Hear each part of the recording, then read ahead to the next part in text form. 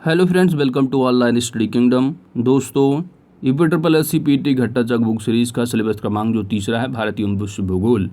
यहाँ हम लोग कवर कर रहे हैं भारत के भूगोल में। आज देखेंगे मरुस्थल और सुक्षेत्र। वीडियो स्टार्ट करने से पहले हम लोग जो है थोड़ा, कुछ लोगों ने कमेंट किया हिस्ट्री के वीडियो पर कि 540 BC है महावीर का जन्म और इसमें 599 दिया हुआ है। मेरे हिसाब से आपको लूसेंट में अगर देखेंगे तो लूसेंट में काफ़ी नहीं तो थोड़ा बहुत जो फैक्चुअल चीज़ें हैं वो थोड़ा जो है वो वहाँ पर गलत दी हुई हैं मेरे हिसाब से। क्योंकि जो चाहे UPSSC हो चाहे UPPCS हो, जो आयोग जो आंसर देता है प्रेफरेंस, वही जो है वो घटना चक्र जो है वो पब्लिश करता है। ठीक है, तो अभी तक हिस्ट्री जो है वो रहा है इतिहास की घटना चक्र का वो प्रेफरेंस देना जो घटना चक्र में दे रखा है, आपको उसी को मानना है। आयोग जो है आंसर उसी को मानता है। ठीक है, एक्चुअली क्या है, जो आयोग आंसर देता है ना, घटना चक्र वाले जो है उसी को जो है उसको छापते हैं। तो मेरे हिसाब से आपको घटना चक्र को प्रेफरेंस देनी है, ना कि लूसेंट को। लूसेंट इसलिए मैं, आपने देखा होगा कि अभी हमारे यूट्यूब चैनल पर हमने लूसेंट का कोई वीडियो डाला नहीं है। लूसेंट के देखेंगे तो कुछ चीज़ें फैक्चुअल जो है वो थोड़ा गलत दी हुई हैं मेरे हिसाब से। तो दोस्तों, आइए हम लोग यहाँ पर स्टार्ट करते हैं मरुस्थल और सुक्षेत्र से संबंधित तथ्यों को। और ज़्यादा करके आपको जो देखना है बेसिकली वह NCERT के तथ्यों को ही देखना है। ठीक है, और NCERT के तथ्यों को ही जो है वो घटना चक्र फॉलो करता है। आइए हम लोग देखते हैं। पहला पॉइंट है आपका थार मरुस्थल, जिसे ग्रेट इंडियन डेजर्ट के नाम से भी जाना जाता है। यह दक्षिण एशिया का सबसे बड़ा मरुस्थल है, थार मरुस्थल, और यह पश्चिमी भारत और दक्षिण पूर्वी पाकिस्तान में फैला है। संसार का सर्वाधिक जनसंख्या वाला मरुस्थल थार मरुस्थल है। यहाँ का जनसंख्या घनत्व 83 व्यक्ति प्रति वर्ग किलोमीटर है। नेक्स्ट टॉपिक है वन से संबंधित तथ्य। उष्णकटिबंधीय पर्णपाती वन भारत में सबसे बड़े क्षेत्र में फैले हुए हैं। इन्हें मानसूनी वन भी कहते हैं। जल की उपलब्धि के आधार पर इन वनों को आर्द्र तथा पर्णपाती वनों में विभाजित किया जाता है। उष्णकटिबंधीय शुष्क पर्णपाती वन भारत में सर्वाधिक बृहद क्षेत्र में पाए जाते हैं। दोस्तों, आपको जो है मेरे हिसाब से फिजिकल इन्वायरमेंट की जो, यानी पर्यावरण की जो 11th NCERT है भूगोल की, ठीक है, भारत का भौतिक पर्यावरण, उसको आपको ज़रूर प्रेफर कर लेना है, रिफ़र करना ज़रूर है एक बारी। ठीक है, पतली सी बुक है, उससे आपकी सारी जो है कॉन्सेप्ट वो आपके क्लियर हो जाएंगे। तो आप उसको ज़रूर ले लीजिएगा, पढ़ लीजिएगा। ठीक है, वो सभी एग्ज़ाम के लिए इम्पॉर्टेंट है। एक है 11th, ठीक है, 11th की NCERT है भारत का भौतिक पर्यावरण। ठीक है, तो इसमें वन वगैरह बहुत अच्छे से समझा रखे हैं, तो आप उसको ज़रूर कवर करिएगा। यहाँ पर हम घटना चक्र के तथ्यों से देख रहे हैं। उष्णकटिबंधीय शुष्क पर्णपाती वन भारत में सर्वाधिक बृहद क्षेत्र में पाए जाते हैं। याद रखना है, उष्णकटिबंधीय शुष्क पर्णपाती वन। उष्णकटिबंधीय आर्द्र पर्णपाती वन दूसरा सर्वाधिक विस्तार वाला वन है। सागौन तथा साल उष्णकटिबंधीय पर्णपाती वन के महत्वपूर्ण उत्पाद हैं। सिनकोना उष्णकटिबंधीय सदाबहार पौधा है। ब्यूटिया मोनोस्पर्मा को जंगल की आग कहा जाता है। पलाश के फूल को उत्तर प्रदेश का राजकीय पुष्प घोषित किया गया है। भारत में महोगनी मुख्यतया उष्णकटिबंधीय सदाबहार वन क्षेत्रों में पाए जाते हैं। सामाजिक वानिकी में प्रयुक्त बहुउद्देशीय वृक्ष का उदाहरण खेजरी है। खेजरी वृक्ष को मरुस्थल का राजा कहा जाता है। उत्तराखंड के चीड़ वनों से प्राप्त होने वाली लीसा एक महत्वपूर्ण गैर प्रकाष्ठ वन उपज है। लीसा से बिरोजा तथा तारपीन का तेल बनाया जाता है, जिसका उपयोग कागज उद्योग, साबुन तथा पेंट बनाने में होता है। भारत में सुंदरबन मैंग्रोव वनस्पति के लिए प्रसिद्ध है। भोजपत्र वृक्ष हिमालय में मिलता है और फर्न में फूल नहीं होते हैं। नेक्स्ट टॉपिक है खनिज संसाधन। भारत में सबसे महत्वपूर्ण खनिज युक्त शैल तंत्र जो है वो धारवाड़ तंत्र है। चूने का पत्थर सीमेंट उद्योग का आधार है। बैलेडिला खान जो है वो छत्तीसगढ़ के दांतेवाड़ा जिले में अवस्थित है और यह लौह अयस्क खनिज के लिए प्रसिद्ध है। कौन सा खान है? बैलाडीला खान किस स्टेट में है? छत्तीसगढ़ में।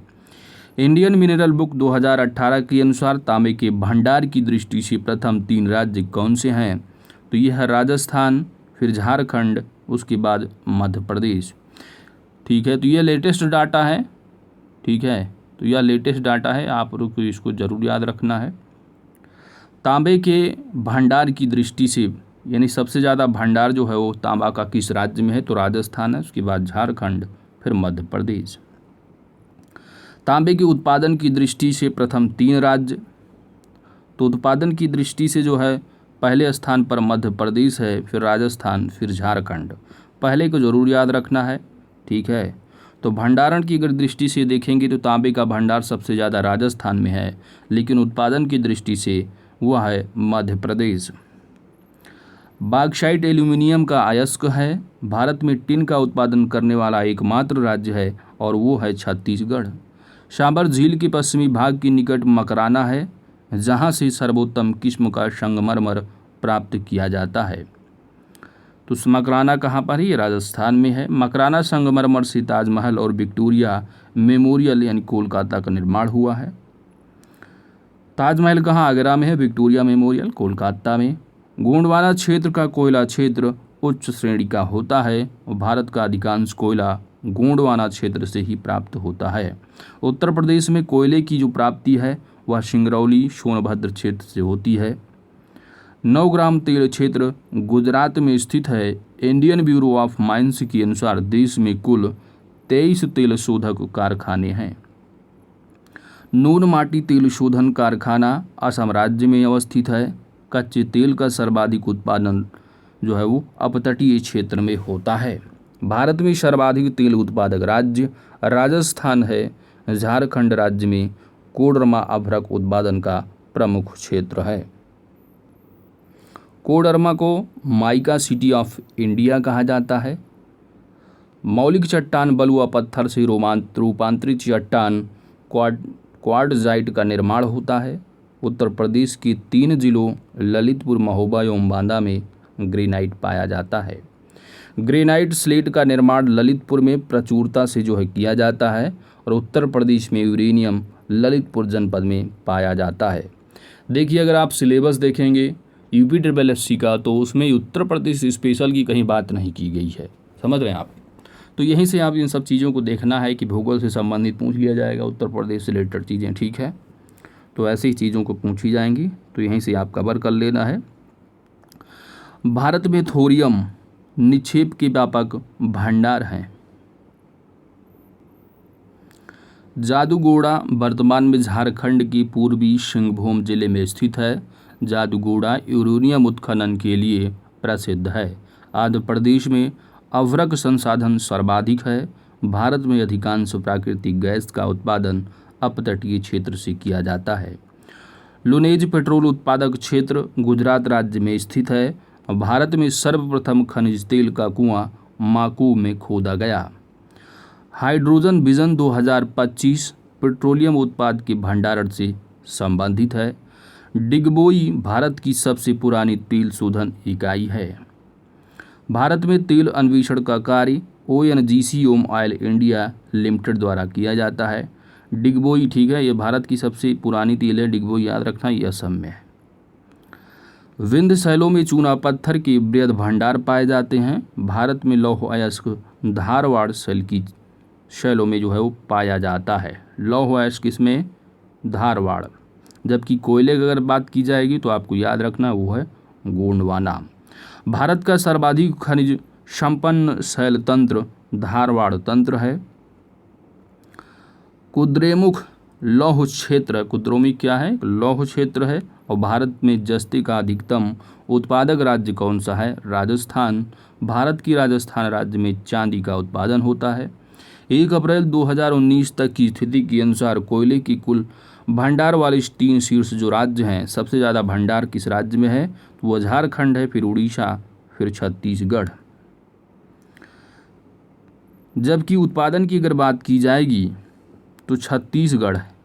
ठीक है, लेकिन कोयले की अगर भंडार की अगर बात की जाएगी तो झारखंड है नंबर 1 पर, जबकि उत्पादन में जो है वो छत्तीसगढ़ नंबर 1 पर है। उसके बाद उड़ीसा, फिर झारखंड है।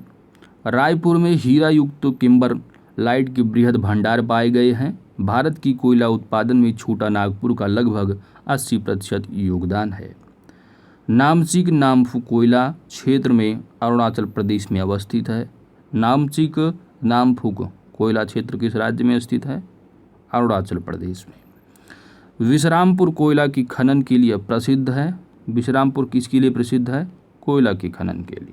उत्तर प्रदेश में पाए जाने वाले प्रमुख खनिज लाइमस्टोन तथा डोलोमाइट हैं।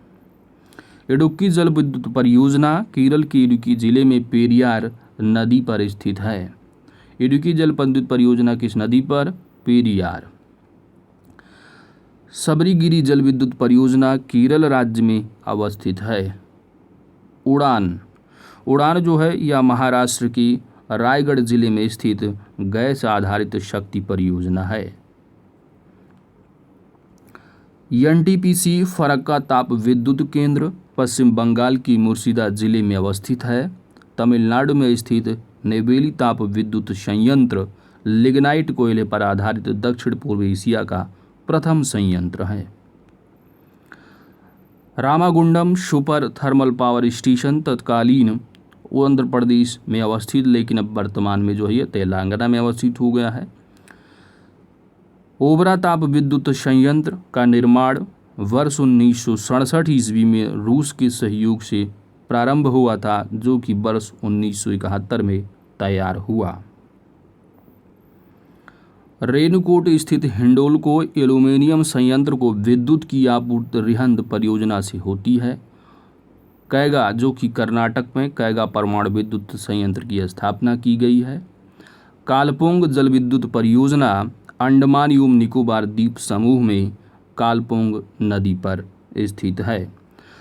कालपोंग जल विद्युत परियोजना अंडमान और निकोबार द्वीप समूह की प्रथम जल विद्युत परियोजना है। भारत में जल विद्युत संयंत्र की स्थापना सर्वप्रथम वर्ष 1897 ईस्वी में पश्चिम बंगाल की दार्जिलिंग के निकट शेद्रापोंग में हुई थी।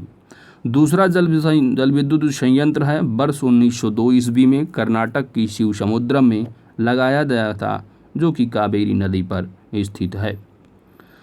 Dulhasti hydro power station Jammu Kashmir के किश्तवाड़ जिले में चेनाब नदी पर अवस्थित है। सोइल जल विद्युत परियोजना हिमाचल प्रदेश के चंबा जिले में सोइल नदी पर अवस्थित है। ऊर्जा की साधन के रूप में कोयला, पेट्रोलियम, प्राकृतिक गैस और परमाणु ऊर्जा व्यावसायिक स्रोत हैं। तो दोस्तों मिलते हैं आपसे नेक्स्ट वीडियो में। अगर वीडियो आपको अच्छी लगी है तो वीडियो को लाइक करें। चैनल पर नए दोस्त हैं तो चैनल को ज़रूर सब्सक्राइब कीजिएगा। Thanks for watching.